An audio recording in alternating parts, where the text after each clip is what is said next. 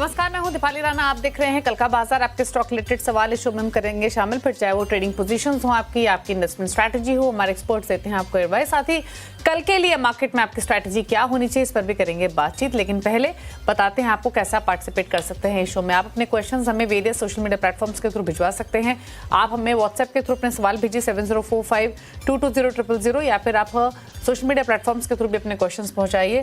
Facebook, Twitter पर ये show live जा रहा है। आप हमें अपने सवाल लिख भेजिए #आस्क आवाज लिखकर। इस शो को लाइव भी आप देख सकते हैं। कुछ क्वेरीज हम सोशल मीडिया से पिक भी करते हैं। आज हमारे साथ है ट्रेडर और मार्केट एक्सपर्ट अमित सेठ। पहले लेकर आते हैं आज के मार्केट का एक रीकैप। आज बाजार में बियर्स हावी रहे। मार्केट में भारी बिकवाली देखने को मिली। लगातार 5वें दिन बाजार गिरावट के साथ बंद हुए हैं। सेंसेक्स निफ्टी में 1% से ज्यादा के लॉसेस रहे। सेंसेक्स 1000 पॉइंट से ज्यादा टूटा, वहीं निफ्टी 300 पॉइंट से ज्यादा टूटकर 23000 के आसपास बंद हुआ। बीएससी के सभी सेक्टर इंडेक्स में बिकवाली थी। मिड कैप, स्मॉल कैप 3% से ज्यादा फिसले। ऑटो, एनर्जी, फार्मा में सबसे ज्यादा लॉसेस थे आज के सेशन में। एफएमसीजी, मेटल, आईटी भी गिरावट के साथ ही बंद हुए हैं। एफआईएस बिकवाली की साइड ही हैं। 4486 करोड़ की बिकवाली एफआईएस ने की है। हालांकि डीआईएस ने 4000 करोड़ की बाइंग आज के मार्केट में की है। अब कल के लिए स्ट्रैटेजी क्या रखनी चाहिए, इस पर करते हैं बातचीत। 23000 के आसपास समेत बंद हुआ निफ्टी। किस तरीके की ट्रेडर्स स्ट्रैटेजी लेकर गए हैं, अगर डेरिवेटिव डेटा को समझें तो, और क्या व्यू है इंडेक्स पर कल के पर्सपेक्टिव से? जी, good afternoon, good evening Deepali ma'am, good evening to all the viewers. Ma'am, definitely काफी एक वीक मार्केट है। पिछले 5 दिनों से लगातार हम हर सेशन में निफ्टी में एक बिकवाली देख रहे हैं, कंटिन्यूड प्रेशर है। और आज के सत्र में तो इनफैक्ट जिस हिसाब से हमने वीकनेस देखी, पिछले 5 दिनों की सबसे बड़ी गिरावट आज के सत्र में ही हमने देखी है। सपोर्ट की बात करें तो हमारा सपोर्ट अब 23000 आता है। अगर कल के सत्र में क्लोजिंग बेसिस में वो वायलेट होता है तो मुझे लगता है जो हमारा रिसेंट लो था 22786 के आसपास, वी विल रीटेस्ट दैट। तो ओवरऑल वीकनेस बहुत ज्यादा बरकरार है। लेकिन 5 दिन की बिकवाली ऑलरेडी हो चुकी है, तो थोड़ा सा सेल ऑन राइज की रणनीति अप्लाई करनी चाहिए। इमीडिएट इन लेवल्स पे शॉर्ट की सलाह नहीं है। कोई बाउंस आए, लगभग कोई भी हमें अगर बाउंस मिले 23,150, 23,200, तो एक छोटे से 23,250 के स्टॉप लॉस के साथ शॉर्ट करना चाहिए फॉर इमीडिएट टारगेट्स ऑफ 23,000। वो टूटता है तो प्रोबेबली 22,800। तो सेल ऑन राइज की रणनीति, वीक मार्केट, और ओवरऑल हमारा स्टांस यहाँ पे कॉशियस है। ओके, स्टॉक स्पेसिफिक कोई ट्रेड लेंगे क्या कल के मार्केट में? जी, काफी वीकनेस है मार्केट में, और हम देख रहे हैं कि जैसे कि आज के सत्र में हमने देखा कि almost every sector was selling of. तो यहाँ पे जो स्टॉक हमें अभी कमजोर लग रहा है और थोड़े एक अच्छे रिस्क रिवॉर्ड पॉइंट पे मिल रहा है, दैट इज क्रॉम्पटन के फ्यूचर्स। इसे सेल करें। यहाँ पे एक पुल बैक आया था जो कि 50 डेमा तक नहीं सस्टेन कर पाया, और लास्ट 2 सत्रों में हमने देखा है कि क्रॉम्पटन ने अपना 10 और 20 डेमा वापस ब्रेक कर दिया है। इसके इमीडिएट लोस लगभग 330 के आसपास है। तो यहाँ पे एक जगह बन रही है वापस नीचे जाने की, जिस हिसाब से मोमेंटम इंडिकेटर्स बेस्ड है। तो क्रॉम्पटन को सेल करें। 351 का स्टॉप लॉस रहेगा, और हमारे नियर टर्म टारगेट्स रहेंगे 334 रुपीज पे। ओके, चलिए, तो ये रही स्टॉक स्पेसिफिक स्ट्रैटेजीज कल के मार्केट के लिए। मार्केट का मूड थोड़ा सा बिगड़ा हुआ ही है, कल भी थोड़ी सी वीकनेस रह सकती है। लेकिन चलिए, अब सवाल जवाब के सिलसिले को शुरू करना चाहते हैं, क्योंकि ऐसे वीक मार्केट में हर कोई जानना चाहता है कि अपनी एग्जिस्टिंग होल्डिंग्स को लेकर वो क्या रणनीति रखें। पहले व्यूअर सोनू हमारे साथ मौजूद है सिरसा से। सोनू, नमस्कार, बताइए क्या सवाल है आपका? Yes ma'am, good evening. Good evening, बताइए सवाल। टाटा मोटर्स हैं 50 शेयर, 711 की एवरेज है मेरी, लॉन्ग टर्म आइडिया है। ओके, लॉन्ग टर्म व्यू है, क्या सलाह रहेगी इनके लिए? टाटा मोटर्स 711 की बाइंग है। जी, यहाँ पे स्ट्रक्चर काफी वीक है। कंटिन्यूअसली हम देख रहे हैं कि डेली चार्ट्स में लोअर लो लोअर हाइज बन रहे हैं। स्टॉक एक लंबे समय से 200 डेमा के नीचे चल रहा है, तो ओवरऑल वीकनेस है। सपोर्ट की हम बात करें तो एक कोई डिसेंट सपोर्ट अब यहाँ पे मैम खाली 640 के आसपास आता है, जो कि लगभग स्टॉक का 200 डे जिसे कहते हैं वीकली एक्सपोनेंशियल मूविंग एवरेज है। That is the only decent support जो हमें चार्ट पे नजर आ रहा है। डेली स्ट्रक्चर की बात करें तो यहाँ पे कोई गिरावट थमते हुए नहीं नजर आ रही है। एक इसका इमीडिएट सपोर्ट था 685 का, स्विंग लो था, स्टॉक ने वो भी तोड़ दिया है। तो सलाह यहाँ पे यही है कि जिस हिसाब से वीकनेस बरकरार है, यहाँ से कोई भी बाउंस में एग्जिट करें तो वो बेटर रणनीति रहेगी। ओके, बात करते हैं आलोक कुमार से, दिल्ली से हमारे साथ हैं। आलोक जी, नमस्कार, बताइए सवाल। हाँ, गुड इवनिंग मैम। मेरे पास मैम रिलायंस जियो और रिलायंस इंटरप्राइजेस के पता करना था मुझे। ओके, रिलायंस रिलायंस जियो जियो और के मेरे पास रिलायंस 100 इंटरप्राइजेस, रिलायंस जियो के मेरे पास 100 शेयर है 295 के रेट पे। ओके, और दूसरा रिलायंस स्टॉक कौन सा है? इंटरप्राइजेस के रिलायंस अदानी इंटरप्राइजेस, एंटरप्राइजेस है आपके पास या Reliance industries? Reliance industries. Okay, बताइए क्या प्राइस है रिलायंस इंडस्ट्रीज में? जो है वो है 1295, 1295 के भाव से है ठीक 50 है, शेयर। 1295 की रिलायंस इंडस्ट्रीज में खरीदारी है। जियो फाइनेंशियल में 295 की। डिस्क्लोजर भी देना चाहेंगे, सीएनबीसी आवाज चैनल आप देख रहे हैं, इसका स्वामित्व रिलायंस इंडस्ट्रीज के हाथों में है और जियो फाइनेंशियल के भी पेरेंट रिलायंस इंडस्ट्रीज ही है। बताइए अमित, क्या सजेशन दोनों होल्डिंग्स पर? जी, पहले मैं रिलायंस पे आता हूँ। रिलायंस का अगर स्ट्रक्चर देखें तो लगभग नवंबर महीने से पिछले 3-4 महीने से हम देख रहे हैं कि रिलायंस की रेंज नीचे में 1200 1210 और ऊपर में 1280 से लेके 1300 तक ये स्टॉक एक रेंज बाउंड दायरे में है। तो एक तरह का प्रकार का कंसोलिडेशन चल रहा है। रिलायंस में हमने एक अच्छा खासा फॉल 1500-1600 के लेवल से देखा है। लेकिन पिछले 3 महीने में हमने देखा कि इसकी range is 1200 on the down side and 1300 on the upside. तो जब तक ये रेंज रिजॉल्व नहीं होती है, हम ये कह सकते हैं कि स्टॉक एक साइडवेज काउंटर है, साइडवेज मोमेंटम में है, बाजार के हिसाब से चल रहा है। जब बाजार थोड़ा ठीक रहता है तो यहाँ पे हम थोड़ा अपवर्ड ट्रैक्शन देखते हैं, और जब मार्केट में सेलिंग प्रेशर आता है तो ये थोड़ा सा नीचे आ जाता है। हैविंग सेड दैट, इनकी जो होल्डिंग है 1200 का लेवल एक ही सपोर्ट जोन है रिलायंस के लिए। ये लेवल ने पिछले 3 महीने से अच्छी तरह से होल्ड किया है। 1200 टूटता है तो डेफिनेटली बहुत दिक्कतें बढ़ेंगी, तब में भी हम वहां पे 100 रुपए का एक और फॉल देख सकते हैं। तो मेरी सलाह ये यहाँ पे ये है कि आप एक 1200 के स्ट्रिक्ट स्टॉप लॉस के साथ रिलायंस में बने रहें। जब तक 1200 इंटैक्ट है तब तक हम कह सकते हैं कि स्टॉक एक रेंज बाउंड कंसोलिडेशन मोड में है। दूसरा स्टॉक इन्होंने कहा जियो फाइनेंस। जियो फाइनेंस में पिछले 2 से ढाई महीने में हमने एक कंटिन्यूअस बिकवाली देखी है। स्टॉक लगभग 335-340 के लेवल पे ट्रेड कर रहा था आज से 1.5 से 2 महीने पहले, और वहां से हमने एक क्रैक देखा है स्टॉक में लगभग 100 रुपए का। रिसेंटली जब मार्केट पिछले हफ्ते थोड़ी सी अच्छी थी तो एक रिबाउंड जरूर देखा, बट उस रिबाउंड ने वंस अगेन 10 और 20 डेमा पे जाके एक रेजिस्टेंस लिया। हैविंग सेड दैट, अब अगर हम सपोर्ट की बात करें तो इमीडिएट सपोर्ट 230 के आसपास आता है, जो इसका प्रीवियस स्विंग लो है। 230 टूटता है तो आई थिंक फिर हम यहाँ पे 220-215 तक के लेवल्स देख सकते हैं। तो आप अपनी पोजीशन को 230 के स्ट्रिक्ट स्टॉप लॉस के साथ होल्ड करें। 230 टूटता है तो एग्जिट कर जाए।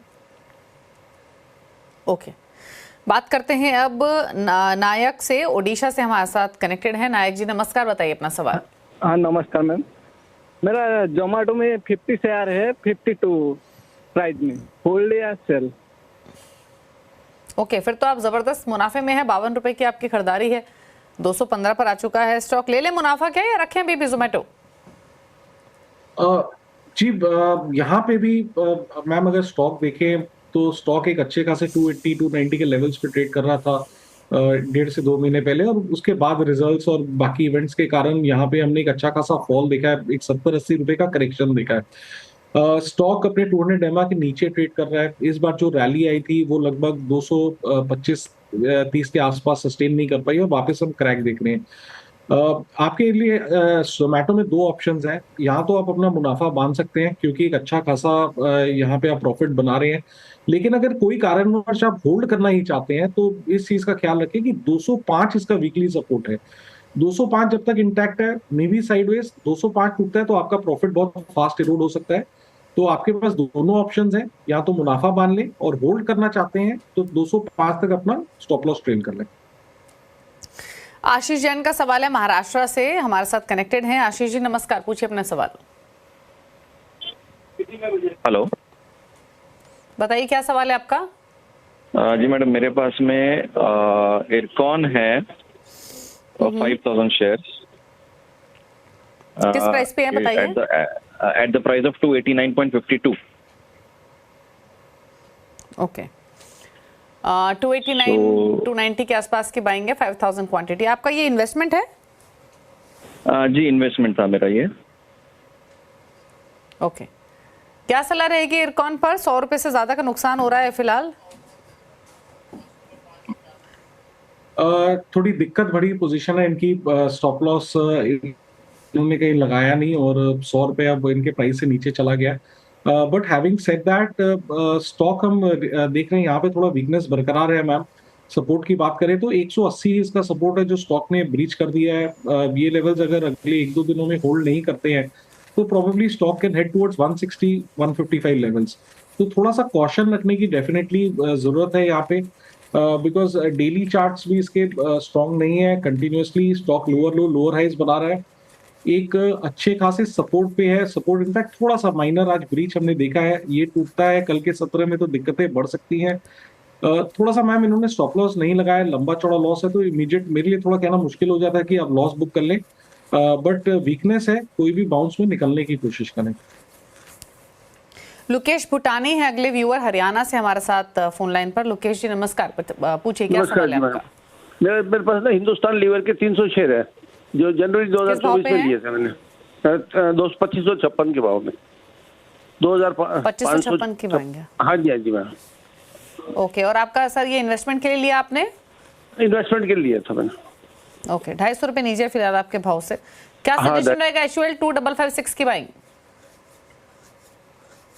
जी, एक्चुअल की अगर हम बात करें तो क्वालिटी स्टॉक है, क्वालिटी स्ट्रक्चर है, ठीक है। डेफिनेटली थोड़ा सा स्टॉक ने पिछले 2 से 3 महीनों में अंडर परफॉर्म किया है, बट हैविंग सेड दैट ये स्टॉक एक अच्छे खासे वीकली सपोर्ट पे आ गया है। वीकली सपोर्ट लगभग इसका 2200 से 2250 के आसपास है। ये बात सही है, स्टॉक डाउन ट्रेंड में है, लेकिन दूसरी बात ये भी है कि एक अच्छे खासे सपोर्ट में है, क्वालिटी स्टॉक है, और जिस हिसाब से स्ट्रक्चर है पिछले 8-9 हफ्तों से ये स्टॉक लगभग 2250-2300 के लेवल्स होल्ड कर रहा है। तो मेरी सलाह यहाँ पे ये है कि इस स्टॉक जो कार्नेज हम मार्केट में ओवरऑल हम प्रेशर देख रहे हैं उसमें एक बार एक्चुअल से मत निकलिए, लेकिन यहाँ पे एक स्ट्रिक्ट स्टॉप लॉस 2220 रुपए का लगा के रखें। जब तक 2220 इंटैक्ट है, I think stock is at a good support and there is a possibility of a rebound in this stock. Okay, बात करते हैं भारती दीपक साहू से, छत्तीसगढ़ से हैं सवाल पूछने के लिए। भारती नमस्कार, बताइए क्या सवाल है आपका? जी नमस्ते।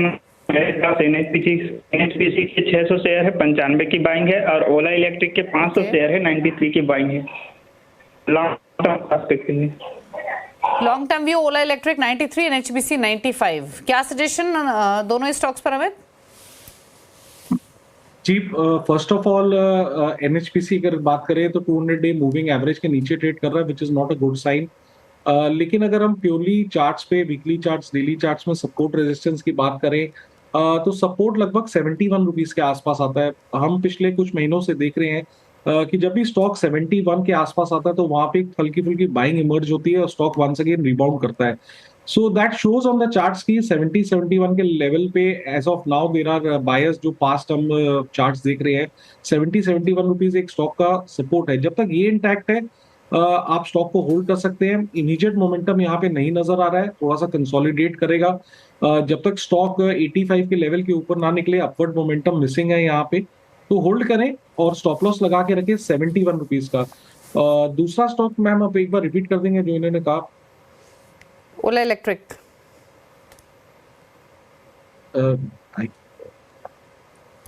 जी, ओला, सॉरी। ओला इलेक्ट्रिक डेटा कम है, बट जो मुझे नजर आ रहा है 66 ही इसका स्ट्रॉन्ग सपोर्ट है। ये ब्रीच होगा तो दिक्कतें बढ़ सकती हैं, तो मेरी सलाह यही है कि यहाँ से एक बार एग्जिट कर जाए तो ज्यादा बेटर है। बात करते हैं पवन से, दिल्ली से हैं। पवन नमस्कार, बताइए क्या सवाल है आपका? जी मैम, गुड इवनिंग। मेरे पास बीएससी के शेयर पड़े हुए हैं पुराने, 50,000 की बाइंग है मेरी। अभी थोड़ा सा 6,000 के करीब आई थिंक मार के आया, अभी वो नीचे वो 5,200 ऐसे कुछ आ गया आजकल में। थोड़ा सा आज ज़्यादा प्रेशर में था, तो क्या लग रहा है आपको, मुझे डाइवर्सिफाई करना चाहिए एमसीएक्स या फिर कहीं और, सीडीएसएल या फिर कहीं और अब मार्केट के रिलेटेड जो स्टॉक हैं, या फिर बीएससी में बने रहना चाहिए? ओके, क्या सजेशन रहेगा? लोअर लेवल्स की बाइंग है, क्वांटिटी भले कम हो लेकिन जबरदस्त मुनाफे में है, और ले प्रॉफिट से होल्ड रखे। जी, बीएससी लिमिटेड का अगर हम बात करें मैम, तो पिछले 1-2 सत्र से हम देख रहे हैं कि यहाँ पे एक अच्छी खासी प्रॉफिट बुकिंग हो रही है। ओवरऑल स्टॉक अप ट्रेंड में है। सपोर्ट इसका लगभग 4900 के आसपास आता है। इनकी होल्डिंग देख के लगता है कि एक लॉन्ग टर्म इन्वेस्टर है। तो जब तक 4900 इंटैक्ट है आपको स्टॉक में बने रहने की सलाह है। अगर 4900 टूट जाए तो अपना इसमें मुनाफा बांध लें। दूसरा प्रश्न इन्होंने किया कि क्या इन्हें सीडीएसएल या एमसीएक्स या किसी और इस तरह के स्टॉक में डाइवर्सिफाई करना चाहिए। तो मेरी राय है कि अभी इन सब में डाइवर्सिफाई नहीं करना चाहिए, क्योंकि जब ये स्टॉक्स चलते हैं तो सारे एक साथ चलते हैं एज अ सेक्टर, और जब इसमें वीकनेस आती है तो सारे stock they tend to underperform. CDSL MCX की बात करें तो वो भी बीएससी की तरफ, वहां पे भी थोड़ा डेली चार्ट्स में शॉर्ट टर्म वीकनेसेस नजर आ रही है, तो डाइवर्सिफाई करने की सलाह नहीं है। अपनी एग्जिस्टिंग पोजीशन बीएससी को होल्ड करें और यहाँ पे स्टॉप लॉस लगभग 4900 4950 का मेंटेन करके रखें। ओके, चलिए, तो ये राय रही आपके लिए बीएससी लिमिटेड पर। रुक रहे इसी के साथ एक ब्रेक के लिए। ब्रेक के बाद कुछ और सवालों करेंगे शामिल। आप देखते रहिए योर मनी।